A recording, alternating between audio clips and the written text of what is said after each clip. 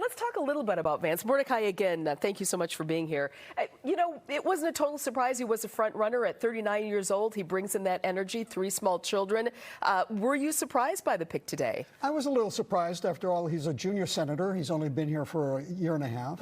But on the other hand, he's got a military background. He's got a legal background, very successful politically.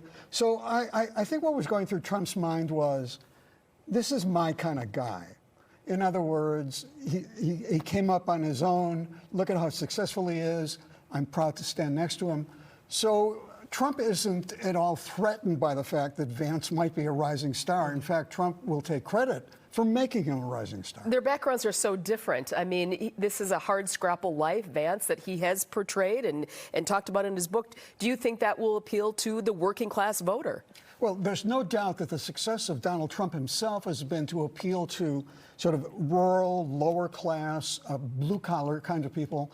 And Vance is the perfect image of that. He really brings that home. Today, this first full, robust day of the RNC, there was a lot of talk on the floor about the economics. How important, obviously, is that for the Republican National Convention and the Republican Party to be seen as kind of this, we talk about this throwback to lunch pail politics. How important is it for them to be aligned with that? I think they really got a home run tonight because they're talking to Americans who do feel how much groceries are costing, how much gas is costing, how hard it is to buy a house.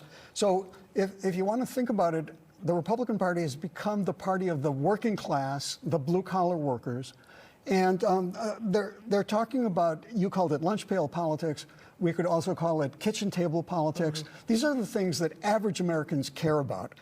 And I think it was a very successful evening. I think they really got some good shots in. Was there more talk on economics, more than you expected, or is that the heart right now that they're trying to hit? Well, you know, it was odd. They termed it "Make America Wealthy Again." Now, there aren't a lot of people who feel, well, I'm going to be wealthy, or I am wealthy, or they're going to make me wealthy.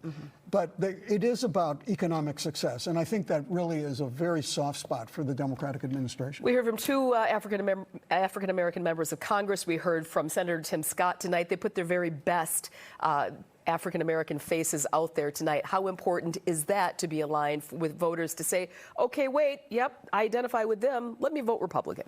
You know, I think it was very effective because it shows that the Republican Party has active members who are African Americans who came up from difficult backgrounds, and therefore they're turning to the audience and saying, I'm you, and you can be me. And I think what they're saying is, has the Democratic Party served you well? Look at me, look at what we're doing, look at what we're standing for. Do you feel strained economically? This is how we want to correct things. Well, with 83% of mostly African Americans voting Democratic, 83%, that's a large number to chip away at, by November particularly. But when you think about it, in a close election, let's say they could go from 83% to 80%, 79%. That might be enough to tip the election, especially in Wisconsin, where all you need is 21,000 votes to win Wisconsin. Yeah, you nailed that. UWM professor, that's how you want to be, not political expert. Mordecai Lee, great to have you along.